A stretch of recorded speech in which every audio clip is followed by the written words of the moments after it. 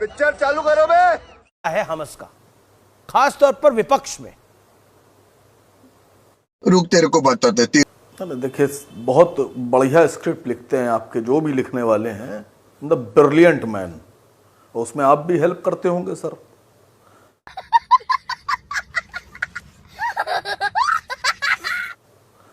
देखिए, पूरी दुनिया में, अब मैं हिंदुस्तान में हूं तो यहीं की बात कर लूं, जितने लोग भी फिलिस्तीन की और फिलिस्तीनियों के समर्थन की बात कर रहे हैं, उनके साथ हक की मांग कर रहे हैं, वो सब आपकी नजर में आतंकवादी और सब आतंकवादी सपोर्टर।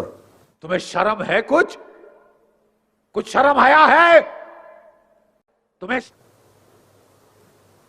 अब आप बिल्कुल क्लियर होकर सुनिएगा।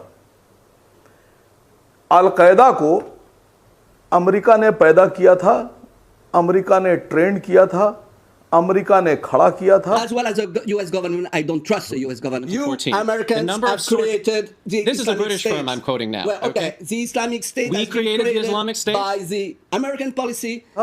रशिया के खिलाफ अफगानिस्तान में लड़ने के लिए अल-कायदा। यही नहीं, अभी और सुनिए।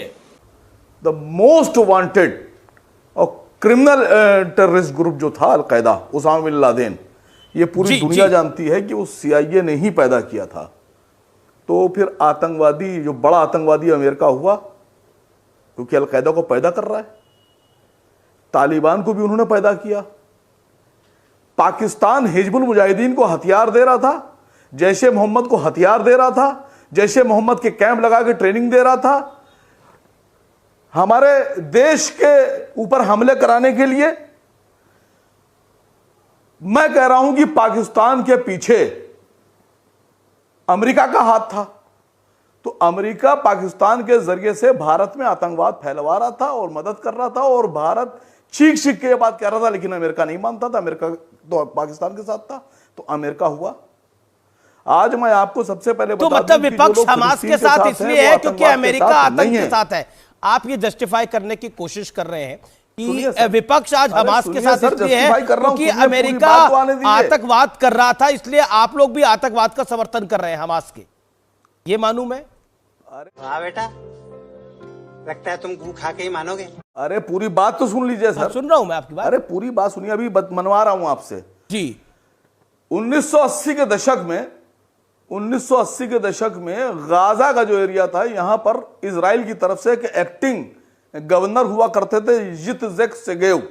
1980 के दशक में यित्ज़ेक सेगेव जो ऑफिशियली आपके एक्टिंग गवर्नर थे, उन्होंने न्यूयॉर्क टाइम्स को एक इंटरव्यू में बताया कि PLO के खिलाफ लड़ने के लिए फिलिस्तीन के लोग शांति चाहते थे, फिलिस्तीन के लोग अपनी एक सरकार चाहते थे, अपना देश चाहते थे, उनको शांति न देना पड़े।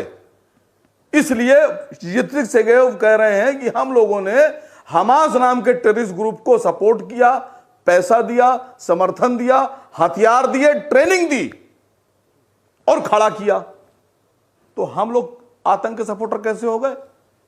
जो आतंकवादी पैदा कर रहा है, जो आतंकवाद कर रहा है, जो आतंक को दुनिया में RSN, ठीक है, you made your point in 3 minutes. Okay 3 minute हो गए आपको। Okay, you made your point. Okay, और एक सर, एक चीज और सुन लीजिए सर। जी, आगे बाकी कुछ चीजें आगे के लिए भी रखते हैं ना। आसिम बकार, मेरा निवेदन मानिए प्लीज। नहीं, ऐसा RSN सिंह साहब को बोलने में आसानी होगी। पूरी दुनिया में व्हाइट फास्फोरस बम बैन है। This is what a white phosphorus bomb explosion looks like. The plumes of smoke, when inhaled, cause sudden scarring of lungs, suffocate people to death, and melt flesh just like the napalm bomb. इतना खतरनाक बम कि जब वो फटता है तो उसका एक रेजा भी अगर इंसान की बॉडी से टच हो जाए तो वो पूरी इंसानी खाल को जला देता है और इंसान तड़प तड़प के मरता है। गाजा में व्हाइट फास्फोरस बम इजराइल इस्तेमाल कर रहा है। ठीक है, ये गाजा RSN आतंकवादी कौन है? जी अब बोल